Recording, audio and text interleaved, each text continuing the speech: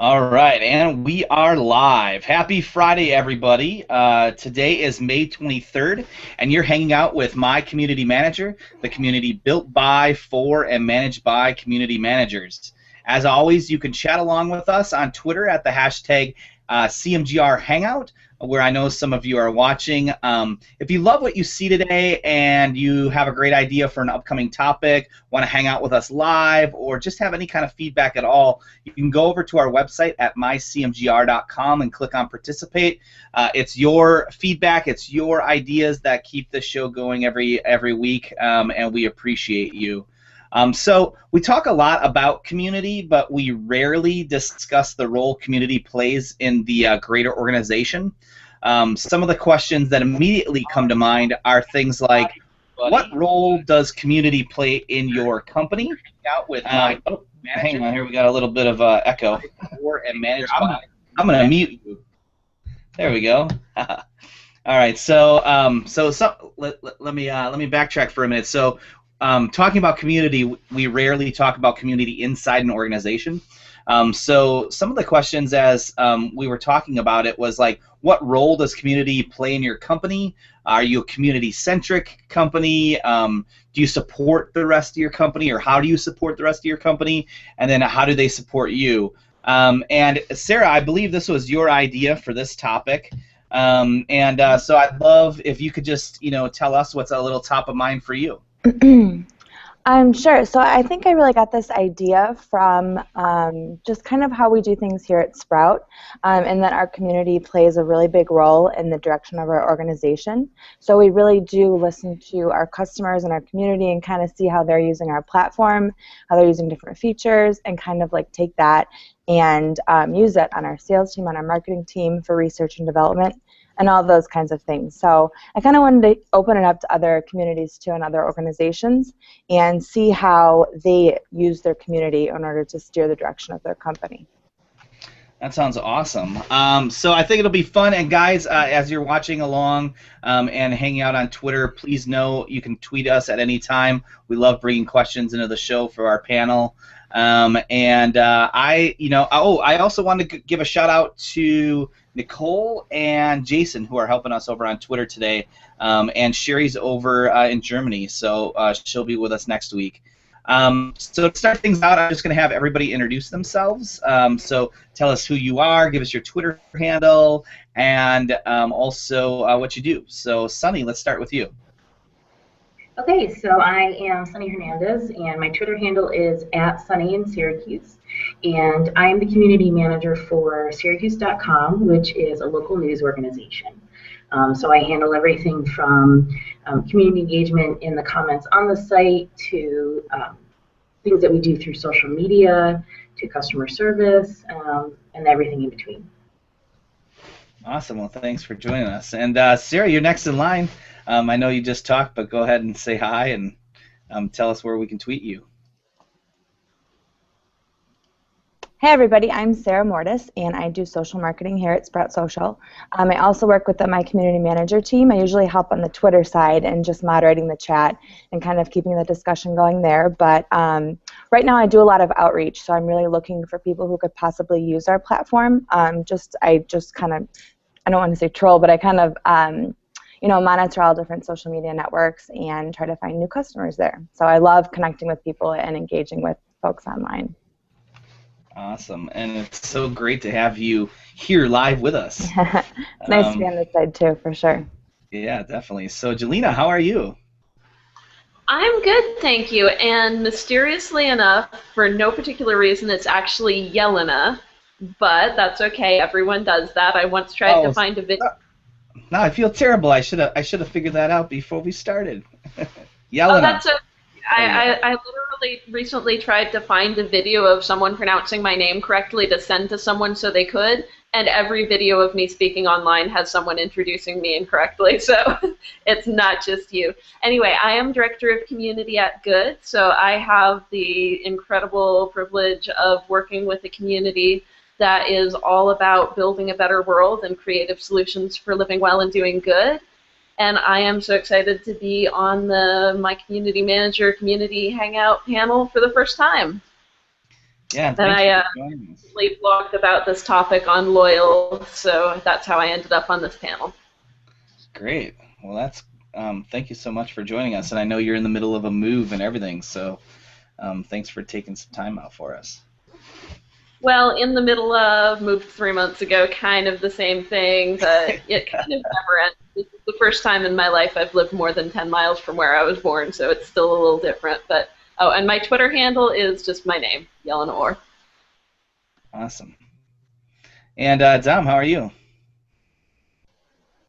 I'm doing good, thanks. Name is Dom Garrett. I am the social media specialist for CET International.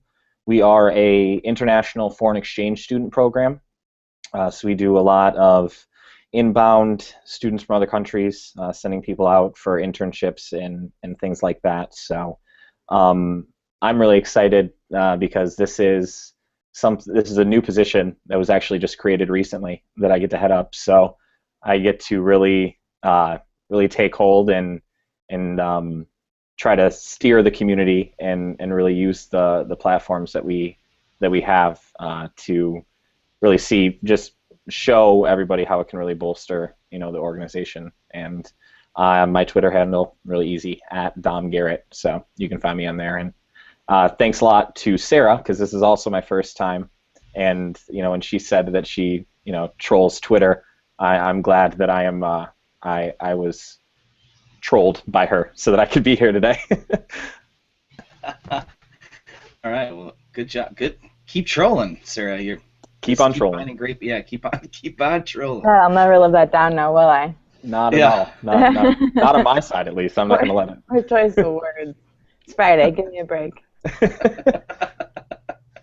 Hey, Brian. Thanks for joining us again.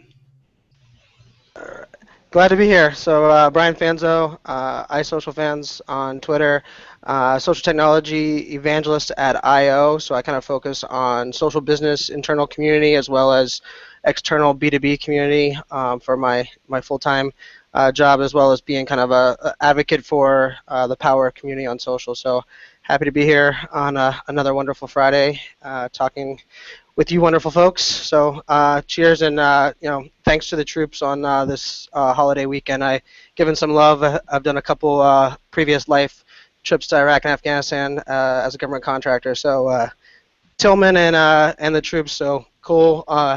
Don't forget that. That's the reason why we can do this fun social stuff, because they're out there protecting us.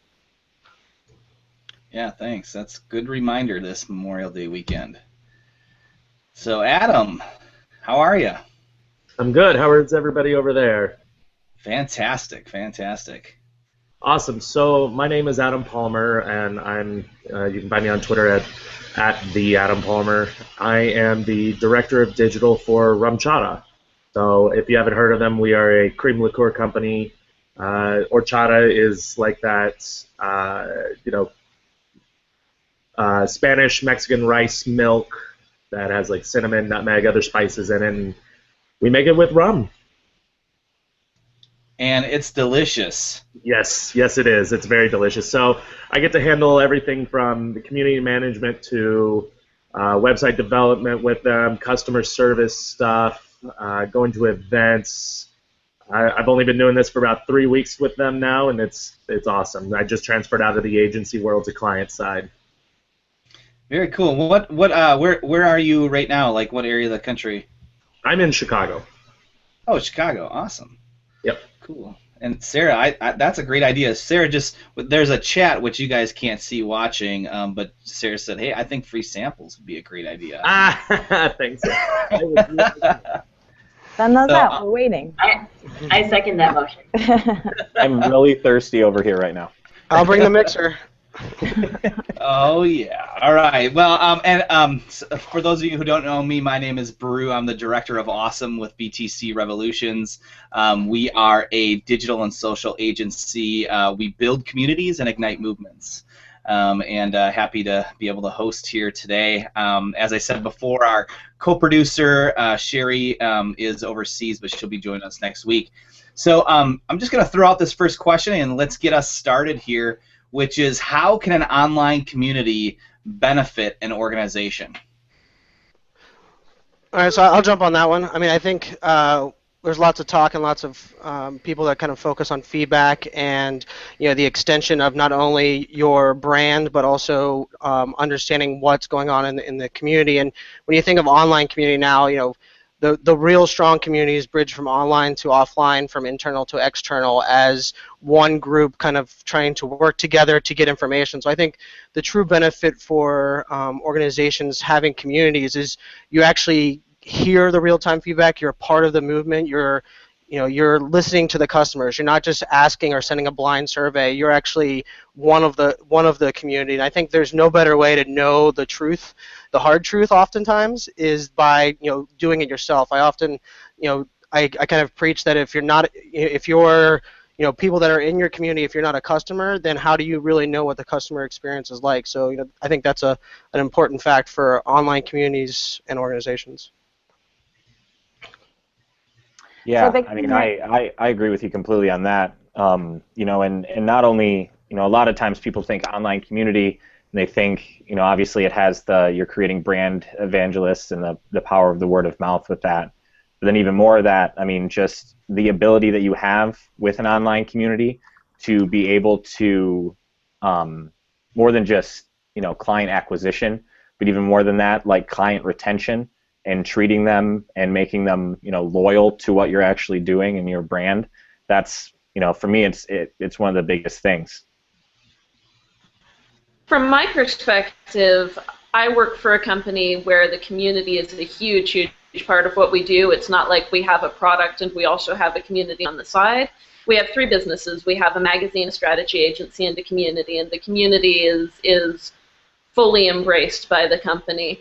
And I think it's really important to note that the best organizations have a mission and a purpose and a direction that goes beyond just, hey, let's make something. Even if it is a completely for-profit organization trying to get acquired for $1.1 billion, Instagram has a mission, more beautiful social photography. Hangouts has a mission. Everything has a mission. And your community can bring you closer to your mission, and your community keeps you accountable to your mission. One of the wonderful things about our community is they are all people who really, really give a damn. That was actually one of the old taglines for Good, was a global community of people who give a damn.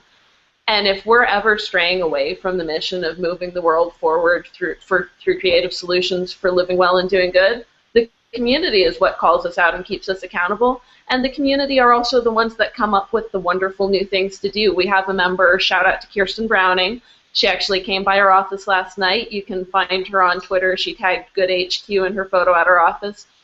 She's doing a twist on the 100 Days of Happiness tag with 100 Days of Helpfulness. She's doing 100 days of being of service to others, and that's been an inspiration to us as well. So your community keeps you on track and accountable, and then they inspire you to do more. Yeah, I would definitely agree with that. So we're a news organization, so having a community has sort of changed the way we do things in reporting and things like that. It's really become more of a conversation rather than just putting out the news and hoping people read it. Now we know what people are reading, what they care about. They can let us know, but then it also lets us have a bigger perspective. So we'll get people who will leave anonymous tips about certain stories or let us know about things that are happening in their communities. So we just get a fuller picture than just maybe the one story or 2 stories that we might put out on a topic. Yeah, I think that's a great point. It's funny because I kind of get burnt out when I hear everybody wants to have evangelists or advocates or ambassadors, yet they're not going to the communities and empowering them that are actually there. You're not telling the story. I mean, I work with social selling side, and we use the community, and I always tell them, if you're not giving them a reason, explaining your passion, if you're not providing the reason and the mission, kind of like what you were saying with Good, how can you expect someone to be an evangelist for you? You can't expect someone to be an evangelist if they don't, agree and feel like they're part, like their voice matters. So by extending that online community for your organization, you're now able to actually, engage and make the community's voice matter, because a company with no customers isn't a company very long. Exactly. And I mean, it's all about, it's about giving as much value as you really can in all of that, like if if I always think about, what the biggest thing with the communities is that, I'm listening 95% of the time. Obviously you do need to tell and to share that story and to storytell on those, online, but at the same time, you need to be paying so much attention to what they're saying, because nobody appreciates just a talking head. And if they realize that the online community is nothing but some sort of a distribution channel for you to put out all of your crap without actually providing value to people, then they're just going to straight up tune you out, and you're not even, then you're completely useless. Our community is really full of a lot of different types of users. We have anywhere from small businesses where you have someone who's kind of just has like a basic understanding of social, to people who work at enterprise who really know what they're doing.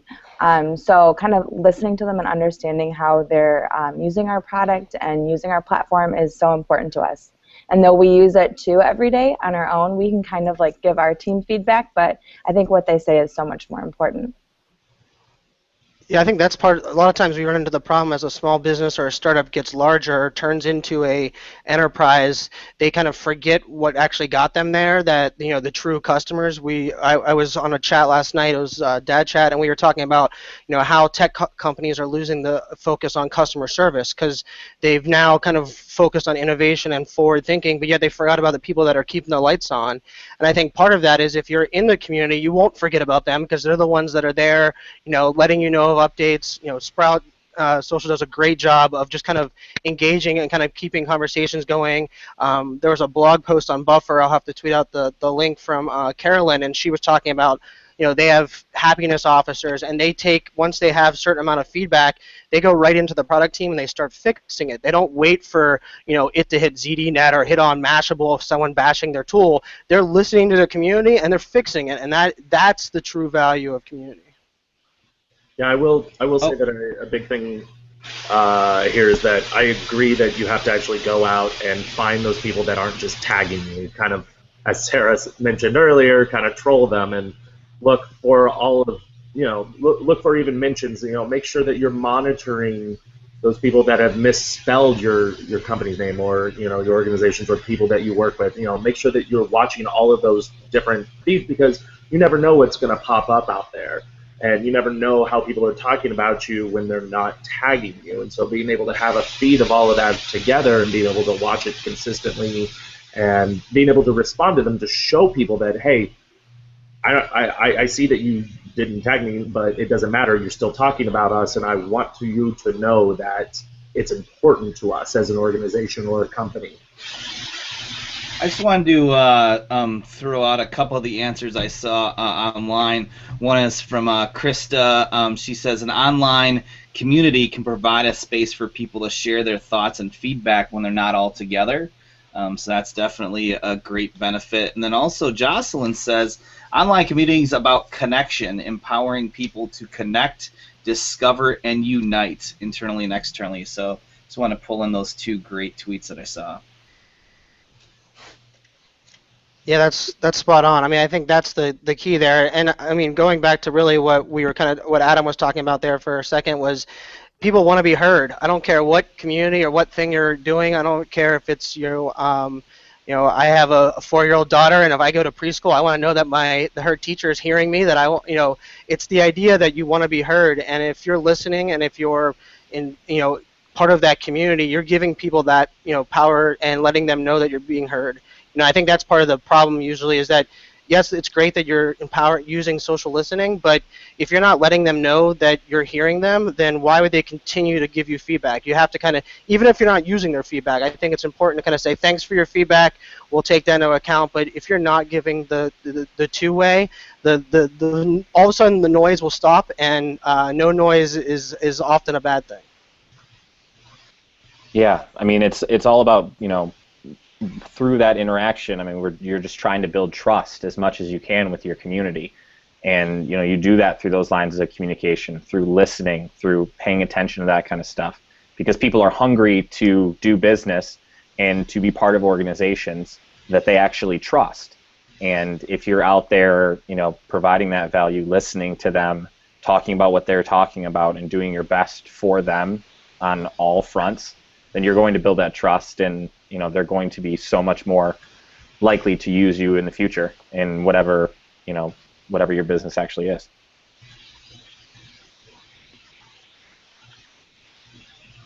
Cool, awesome. Well, let's just move on to the second question. Sarah, did you wanna start out and ask people? Sure. Sure. So question number 2 is, where does your community extend within your organization? So that's like, what kind of a role? I guess we've kind of gone over this a little bit, but what kind of role does that community have within the organization? Do they affect sales? Do they affect research and development? Is it your support team? Is it your marketing team? I think it's a great question. I call it the dotted line effect. For us, community engagement, social engagement, interaction with the community is not the marketing's responsibility. It's not the sales or business development's. It's the company's responsibility. So what I try to do as part of my role is I actually funnel that communication across dotted lines. So getting people involved, having people answer from their personal LinkedIn account, or even linking up and joining the community. And we had someone that's been with our company 5 years just join one of our community forums just this past week, and people were amazed at the interaction they were able to have with someone that's driving an innovation stream. So I think the key is having dotted lines, and having kind of, even as a manager or someone that's bringing in that out external community, is kind of getting more than just one person involved, making sure that the community affects beyond just the the customer facing interactions.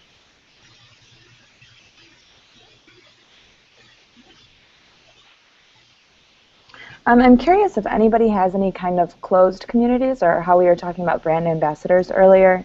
It's definitely something we are kind of chatting about here at Sprout. But I think that, do you have like a specific number of people or specific influencers or ambassadors that you think could really influence your company more than just, say, like a random tweet or a random post on your Facebook wall?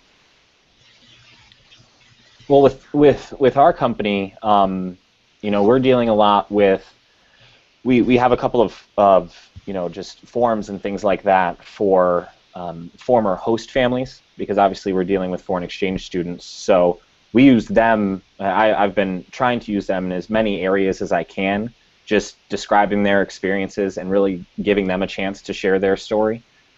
They really are, at least for us, the best voice that we can have. And so, using that from everything from trying to get more people to come and work for our company, to using it to try to find more students or more partners overseas, that's really where we're using a lot of, what you might consider like a closed community, because not everybody really is a part of that, but the ones that have that experience, definitely, go leaps and bounds for us. So.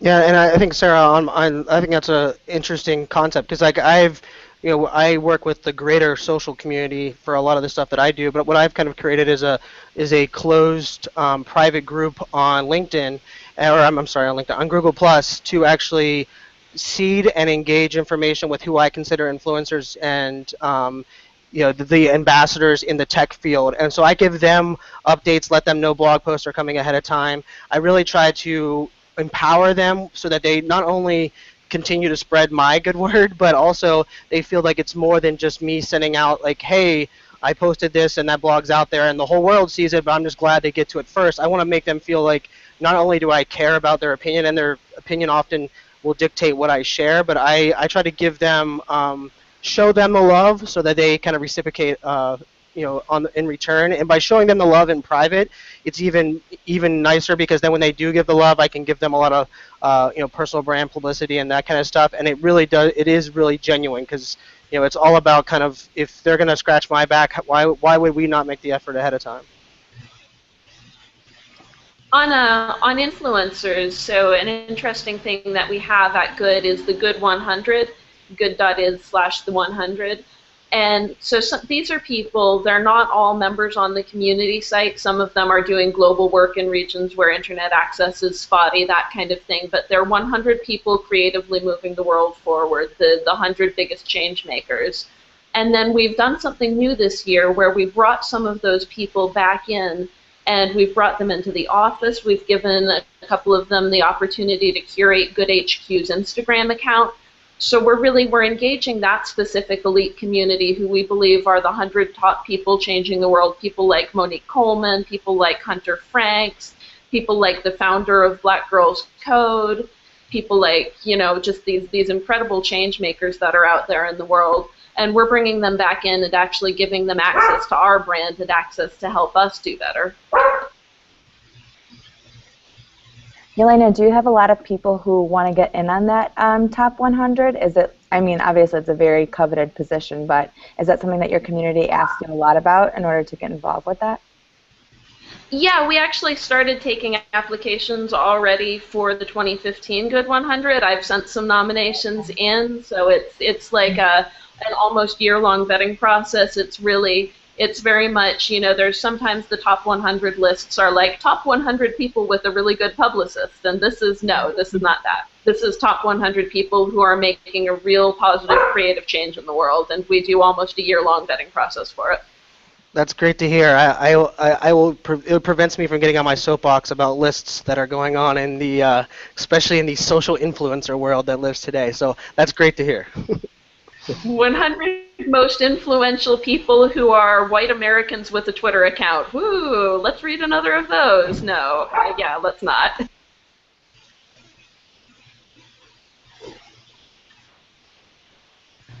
All right, let me take number 3 here for us, which is which departments within your organizations use social media to accomplish their goals. I'm really curious, you know, kind of your answers here. Adam, can you start us out? Are you just the only person using social media, or are other people within the org using it? I am the only one right now currently using social media within our company. We are small. We only have about a dozen or so full-time employees, but we definitely use it in a lot of areas, especially right now. It's actually got a good timing for this weekend. We presented yesterday. We have a special bottle out right now called the Rumchata Freedom Bottle. And yesterday we presented the Lone Survivor Foundation with a check for like over $100,000, which was a portion of the proceeds. On top of this, along with the Indy 500 this weekend, we like myself as digital, our PR team, and other sales groups within our company are promoting the hashtag Rumchata500 because we are giving, for every tweet posted with the hashtag Rumchata500, we're giving another $5 to the Lone Survivor Foundation. So that, you know, the push of that singular tweet has become, you know, across the organization. But social media in general is just me, just me. But it's becoming more and more you know, everybody is getting involved in trying to make sure that they understand it and are able to push it in whatever avenues they can, whether they're talking with different vendors, you know, and distributors, or whether our PR guy is talking with Marco Andretti's people at the Indy 500. Awesome. How about you, Sunny? Well, we have a main account for the organization, and we'll tweet everything. But then different beats have different accounts. So our sports writers, or rather, you know, college football and college basketball are really big. So they each use social media to you know, talk with their fans and host live Twitter chats with people who post game and things like that. Then we also have social accounts for people who are just looking for things to do in the area. We do have a branded account for kind of a B2B presence, so people who are, because since we're a media group as well, we for our sales and, you know, helping people with their social you know, programs and how they can use social media. We also help the community in that way too. So we have a lot of different social media accounts, a lot of different Twitter handles, Facebook pages, Instagram, and we really kind of make it a niche experience for people who are interested in maybe that one beat or that one topic or that one area of the community.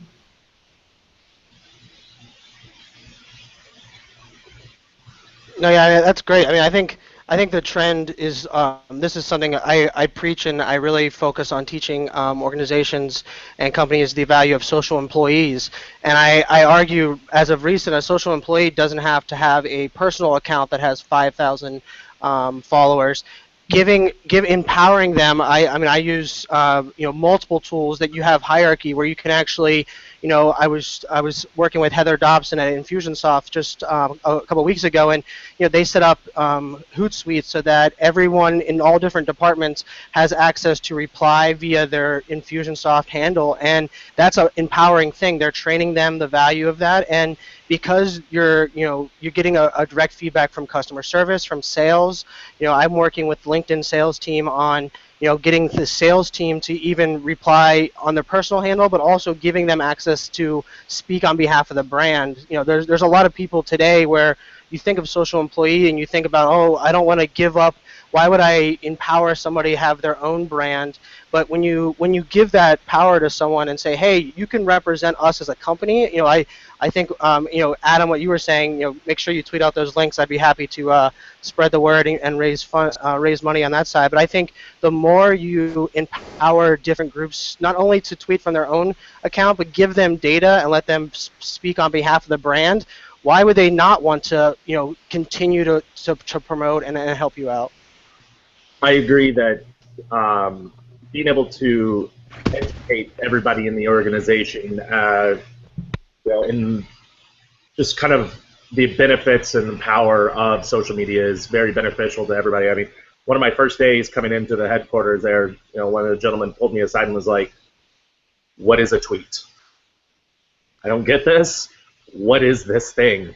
And so, going through and being able to show him, the power of a hashtag, and then, a week later, we're using it in order to raise money for, the Lone Survivor Foundation, things like that. Just being able to make sure that everybody within an organization or company knows the benefits and power of just those little things. Do you all feel like this is still kind of like a... Sorry, go ahead, Sunny. I was going to say, it also lets people, it also lets people establish themselves as the expert. They can talk about the things that they're really confident in, and why wouldn't you want to be known for having a great group of experts rather than one person? Exactly. I mean, and as far as what social really does, and it allows you to have that much more of a in-depth personal relationship. And if you do just have one, I try to empower all of our community coordinators and the managers that are over the top of them, and we have hundreds of them across the country. And so I'm going to be working with them to get them to story tell, to tell, share their stories, share their knowledge in this area, and be able to make them, they're the ones that are really the voice of it. Our tagline is founded on friendship, and you have friends all across, and you can have them on these social platforms and be able to tell your story that way. It makes it pretty huge. And definitely with everyone in terms of getting the whole company on board and kind of empowering them to speak for the brand. But I'm curious, do you still feel like it's kind of a slow climb in getting everyone on social and to be using it frequently and confidently? Yeah, change sucks. Change sucks. I mean, like we're changing an archaic. I mean, I laugh because if it wasn't for the social media people that I'm able to engage with on a daily basis, I think I would probably be pounding my head against the wall a lot more. I think we all fight the battle of just because it's the way you've always done it doesn't mean it's the right way. Also, one of the tweets that I saw coming across now was Laura was asking, love to hear about getting the C-suite involved and how you and explain value to them, and that's really where I focus a lot of my attention and really kind of recommendations on explaining. It's amazing how you just give someone a couple searches, set them up with a hashtag monitoring, and give them some social intelligence that they never knew existed. I mean, I just run a couple reports. I even set up a paper LI auto feed for one of the executives that he gets all the information in an email every single day. And yes, he's not actively on social, but now all of a sudden he comes to me and goes, "Oh my God, all these people are sharing stuff on social media." And it's like, yes, it's not cat pictures and random gifs. I've been told multiple times by the C-suite. So I think don't worry about proving ROI, but think about what does the business care about. The business wants to know what your competitors are doing, and you want to know what the feedback is. So if you're able to set up like basic reports, like I love going in with like, hey, did you realize that I forwarded this tweet to the sales team? The sales team reached out to this guy. Now they're coming in for a tour. You must promote your wins, or the C-suite's never going to be okay with driving change. Yeah, and I think it's really important in our organization to have a C-suite who are very engaged, very thoughtful, and aware. But I do think that it helps always to be able to show them and the conversations that are going on social and show them, you want to be in the room where the cool kids are. Every CEO, every CTO, they all still want to be in the room where the cool kids are. So it's like, as social media people, as community people, like, hey, we're the cool kids. We don't have to beg you to be on Twitter. Everybody's on Twitter. We're not going to go over here and beg you, will you please go get a tweet? At a previous job, when I was at Associated Content, and I don't know if he's out there in the Twitter sphere somewhere tuning in, Luke Fayette was our CEO, and I got him on Twitter in 2009, and a week later he walks into my office and he says, Yelena, this Twitter thing, I don't really like it. I think I'm going to quit if you don't mind. And I said, oh, sure, Luke, that's all right. If you don't like it, muted myself for a second there. And then 2 years later, he's still on Twitter. He tweets more than I do. It's like, they're going to like it. They're going to like it genuinely. Yeah, I always like to say that you don't have to actually be actively tweeting, and I preach a lot of times is to take a log as a social media person on how much time you're actually sitting there staring at your news feed, because when you prove that you don't just sit there and stare at it, but you set up tools. I mean, Sprout Social does a great job of arming you not only with reports, but I give Sarah some love from the idea that they get it. Like, just give me some data, give me some search criteria, and then give that to the people. I cannot say it enough. Like, there's a difference between self-promotion and promoting what you're doing. And I talk about, I actually have a blog post going up today that's about promoting the how and the why. If you promote how you got this information and why you were doing it, that is going to win you over every time, not just promoting, hey, I got someone to sale from social media. You promote and say, hey, I set up these search criteria because I got wind of these things from an influencer, and then this is why I was doing it, this is how I did it. Oh, and by the way, this B2B sale was not possible if I didn't do these things. You'll be amazed how they'll come running to you. Hey, let me give me a Hootsuite account. Let me be part of your team. So promote the how and why. That's my soapbox. Yeah, I mean, I agree with you completely. I mean, especially within your organization to promote that. I mean, it's all about the storytelling and just really showing the power that it actually has. Our VP, she has a Twitter, and it's slightly comical from time to time. Some of the stuff that she does and how long her hashtags can be. But when she sees that we have just a picture or just sharing a simple story, and because of that, we have X amount of people that have seen it, and then the engagement that's actually happening. When I sort of talk to her about changing that mindset, it doesn't necessarily matter how many page likes you have, but out of those many people, how many are actually engaging and then starting that conversation. I mean, that's the type of stuff that a lot of people get really excited of, just in face-to-face, that they were able to have 1 or 2 conversations. But if you can have 7 conversations all while sitting there and, not only spreading the brand, but building that trust, and it's so powerful. And, if you're able to share that within your organization, just sort of paint the picture like that, I mean, it's a win-win for everybody. Totally. So kind of in that same vein, I'm going to try to move on to our next question just because we're kind of running out of time here. It's been a really great chat today, though, guys. Good job. So our next question in that same line of storytelling is, how can you give your community an inside look at the organization? So how do you storytell about inside your org? Is it, how an engineer goes about his day-to-day work, or is it kind of like the good things you're doing, like with your community, Yelena, or how do you do that?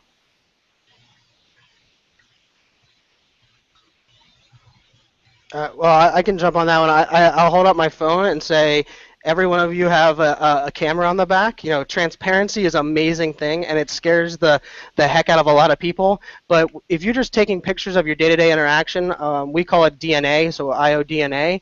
If you transparently show what you're working on, it's amazing how when you humanize your brand, people will all of a sudden relate. Like, I can't relate with, you know, the giant, you know, archaic brands that have no idea what's going on. So for me, I support a lot of small businesses because I know they care, you know, and by showing that they're like, oh my God, the milkshake machine broke in our ice cream store, looks like no milkshakes today. Like, they don't have to put that out on their Facebook page, but you know what? I'm gonna go there before I go to Dairy Queen. Like, I think the idea of, you know, transparency and humanizing just little things within your company. One of the C guys that I was talking to, he's like, why would anybody care about a picture from our lunchroom? And I was like, well, it's the idea that we give free lunch to every single employee, and not only does the free lunch matter, but we have people sitting around collaborating and having a good time, and then now people will relate that with my brand, and it's building that relationship and trust by just, you know, I preach and try to live transparency. I love the question, Sarah. And I like, you know, you see it a lot with like brands that have a Twitter takeover or an Instagram takeover of somebody within the organization that's like running it for that day. You know, it's really awesome, and something you might not think that you care about. I know that I see it all the time, and so I'll go deeper. I'll go a few extra clicks and look back through the last couple of tweets, look back through the last couple of pictures, because I'm interested. And you know, things like that, when you, even though most of the time you're a logo, if you're able to put faces behind that, then it's so much more engaging for people, because it's, you know, it's humanizing. It's exactly what it is. You know, because there are some companies. Last night, and we have 3 more tonight. So we, when we want to give our users an inside look at our organization, we give them an inside look at our organization. Come on in. Water's fine. There are a lot of companies also, though, that do want to kind of stay on the other side of that. They do want to be able to kind of have this kind of air of, you know, we are a singular organization. We are, you know, all is one, and our product is the focus. You know, don't worry about us, but just focus on the product. And, you know, the people are here. You know that the people are here, but that's not what you guys want to worry about, because we don't want you guys to, you know, necessarily associate us with our product, just what you think about it, and then what, you know, we'll give the feedback based on that. But with that, you know, being able to actually communicate with people over Twitter and over Facebook on an individual basis, you know, if your company has something like that going on, being able to just make those little interactions that we talked about in our very first question is what brings a very humanizing, you know, moment to it.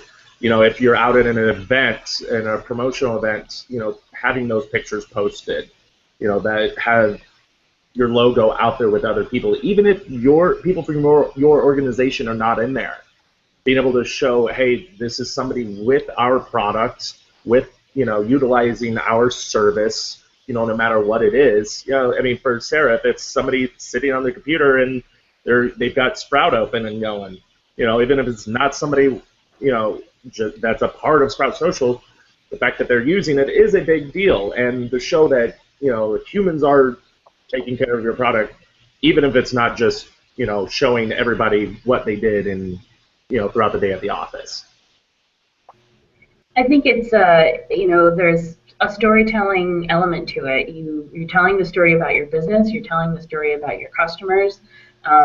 We recently took it one step further, and we moved from our old newspaper building, which was this, we called it the Fortress. It was just this big box that had very few windows, and we moved to an office that is all windows, so people can look in. We have different organizations that come in and they use our space. They can use our space for their own meetings, not even just for us. But it's all about telling the story of who we are and what we do, and people always want to know what is it like to be in a newsroom, so they get to have a little preview of that. I think that really connecting with customers and doing kind of like a surprise and delight really helps as well. We're lucky enough to be in such a large city that a lot of our customers are here. So we have connected, actually just recently, I think it was in December, one of our customers was celebrating his birthday, and we were attending the same event he was. So actually Daryl, I'm not sure, he might be on Twitter here, but we surprised him with some beer and a Sprout t-shirt and some other swag and stuff. And he just was so excited. And I think that really shows that, you know, it's an inside look at our org, at like what we're doing to kind of connect with our customers, but also, you know, involves them in it too. Like you were saying, Adam, like, you know, someone just using Sprout is huge. So really rewarding them and showing our customers that we're doing that is a win-win. Yeah, it really is being able to kind of get out there and connect with your customers, you know, no matter what, just showing up at a random place and being like, hey, we paid attention. We know that, you know, that you're here. You know, how about we chill for a little bit outside of, you know, making these deals. And, you know, it really is getting out there and making those connections, just little ones. And then, you know, them posting it out and just a few of their friends see it and makes a huge difference. Everybody, it is a win-win situation, no matter what. I really love and appreciate this idea of being able to see an organization through the employees, you know, and even, you know, I think there's you know, there's this way that you can, you know, whether it's from Twitter or from Facebook, but just sharing your employees' posts, right? And kind of letting them see, you know, like at BTC we have what we call the BTC life. You know, and so we encourage everyone to sort of, you know, be tweeting about sort of this great ultimate career lifestyle, work-life balance, and, you know, and then kind of sharing that, you know, out to our customers and things like that. So I just think it's powerful. Obviously, in some cases, you know, with some of the brands we work with, it's very clear. It's like, hey, this is a brand and a product. We're not adding in, you know, any kind of employment branding or anything like that, but I mean, people relate to people a lot better. Mm-hmm. Agreed. And I mean, you know, using those opportunities to, you know, I mean, not only are you providing value for the people that are looking at it, that are outside of your organization, but when, you know, you as an organization have an opportunity to, you know, kill two birds with one stone and give that value and that, you know, that acknowledgement and that encouragement to somebody within your organization too. I mean, you know, that's huge because they're actually paying attention and they're seeing that, you know, you're building into them and pouring into them. They are more likely to stay with your organization longer, to be more vocal about it, and to want to share that story because they love where they work, they love what they're doing, and they want other people to enjoy that as well. So really quick, I think we can try to transition here to question 5 while we still have some time left. This is kind of on the opposite side of the questions that we've been answering, but it's what are some challenges of an active, involved community? So whether that's maybe potential bad feedback or trolls. Not me, I'm not a troll. Or kind of like people, you know, saying bad things about your organization or asking for something that you can't give. I'll jump in there real quick also. Especially for us being in the alcohol industry, we have to be very, very careful because, you know, you can't communicate with those that are underage. But you also have to, you know, watch and take into account if you're over the age of 19 in Canada, you're fine because we are now available in Canada, so we are getting, you know, a lot more of our, you know, friends to the Great White North messaging us and asking about the product. And in terms of trolls, yeah, no matter what, you're always going to get it. Any promotion or campaign that you run, you're going to have one person that's going to message you, and you really just have to learn to ignore them. As a company that we pride ourselves on making sure that we respond to every single person that we are available to. You can't. You have to leave some of those alone. You really do. And one thing that I try to talk about is that, you know, there's a lot of pushback because here, at least, because because it is scary and it is new. A lot of people just try to leave it alone, or they're like, oh, let's quickly try to delete something. Let's try to get it off of there as quick as possible. And it's trying to turn that and just put a different spin on it. And while those things, like you said, they do happen, you have to use it as an opportunity. You can't let it go to waste, because some of the worst stories that you hear are the ones where it's completely reacted wrong, or they've just completely ignored it, or responded in a horrible, horrible way. You just have to sort of put a spin on it and go, all right, obviously there was some sort of disconnect from what we were doing to what they expected. Let's try to figure out where that was, and unclog the pipe and try to use that, because it is an opportunity, and people are scared to use that, but at the same time, it could be one of the best things that you can do for your company. Don't try to cause problems on purpose, but if it happens, try to spin it the best way you can. 100% agreed. Making sure that you see those opportunities and capitalize on them in appropriate ways. Yeah, 100% agree. Yeah, I think another challenge of a super active community is scale, and kind of getting so involved with talking to them every day that you're kind of losing sight over some maybe bigger overall missions of growing the community or activating something.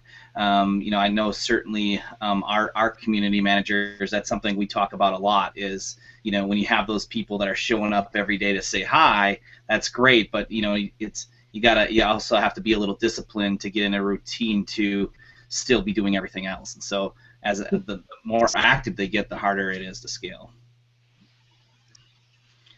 All right, so I am going to take question number 6 here and kind of wrap us up. So it's, should the online community be a driving force behind an organization's direction? So what do you think? Yelena, you look, this is like for you, right? I'm dying to take this one. I'm dying to take this one. So, I hate that, I'm sorry that this whole hangout has been me being like, hey, my job and my community are cooler than yours. But it's kind of true. Maybe not cooler than the horchata, though. Horchata's pretty amazing. But the whole deal with Good is, Good was a magazine, and Good is still this incredible, incredible magazine. But it's like, we've got this audience. We have this amazing audience. Now, how do we enable them to go out in the world and act on their desire to do good that they've expressed by being subscribed to and a part of Good magazine? Boom, community. And we can all do more than any one or one small group of us can do.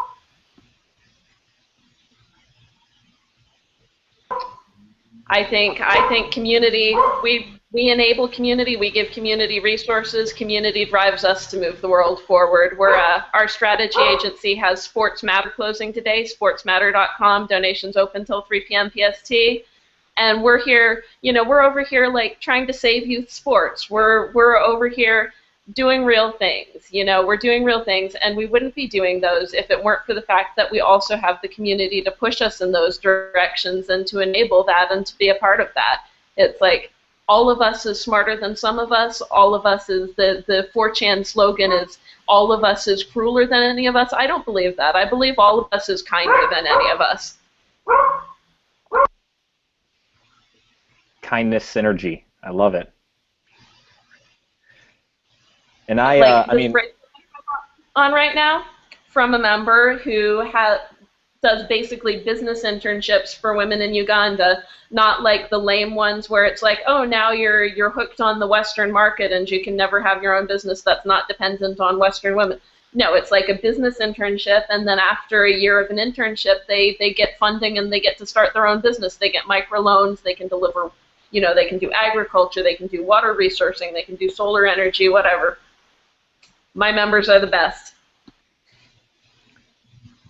And I agree with everything that she was saying too, but when I think of it, the question, should online community be the driving force? I think the answer is yes, obviously, but even more than that, like, I know that obviously because there is an online community, that's why all of us have jobs, because it's an online community and that's what we've specialized in. But I mean, online community is just community, plain and simple. I mean, if your company doesn't act the same way online as they do offline, then you are just going to fail because you're going to be fake in one of those two places. And so, you know, it's just being real, it's being authentic and genuine in everything that you do. And yeah, I mean, I forget who said it earlier, you know, a company with no customers, and you won't have any customers if you're not authentic, is not a company for very long. You know, it still is capitalism, and that's how it's going to work. Your business will fail, so it obviously has to drive it 100%. I'll agree There with is that. no offline world, online world anymore. It's just the world. There's no offline life, online life. There's no offline friends, online friends. It's just friends, community, the world. Yeah, again, I'll completely agree with that. I mean, your community is, you know, and how you present your company through your community is the face of your organization so many times. No matter what the product is, if people are, you know, if you have an amazing product but you're running your community horribly and not being, you know, responding well to others, and you know, or if you are responding to people and it's just incommunicable, then just it's going to drive your company down. Yeah, exactly. And I mean, you know, the good thing with obviously the people that are here and the people that are paying attention on Twitter, you know, those businesses are going to be doing it right because, you know, when social media and online was all new, it was just sort of an arm and it was off to the side, and this is sort of what we do. But it's, you know, the companies, the businesses, the organizations that realize that it is so interwoven, it needs to be that community engagement into the DNA of the company. And if that's what you actually follow through with, then, you know, the decisions are going to be driven in the correct way and not just for the bottom line, as some people say. And me personally too, I mean, I always look at how a company engages with others too, and I kind of base my opinion on them on that. I think that now we really can relate to so many others online, and we kind of take their word for it in kind of a really new way that we haven't done in the past. So, I mean, businesses really need to be cognizant of that and know that every single interaction counts. Awesome. All right, guys. Well, we are out of time. Once again, an hour just goes by so quickly. Thank you, Sarah, for holding on the fort. So, in full transparency, since we're talking about that's great, right? Transparency behind the scenes. I think I tweeted this out, but I did get scared by a mouse, then fell down some stairs trying to grab a mouse trap, and Sarah kept the whole thing together. So that was awesome. I'm here for you, bro. Hashtag the show must go on. Hashtag the show must go on. So thanks again, everybody. Thanks for joining us. You can hang out with us every Friday at 2 p.m. Eastern. And next week, we'll have Sherry back with us, and we'll be determining the value of ROI. So definitely still looking for some panelists who want to argue about ROI, and that should be fantastic. So have a great weekend, everybody, and a great Memorial Day. Bye. Thanks, Bye, everybody. See you later. Bye. Bye.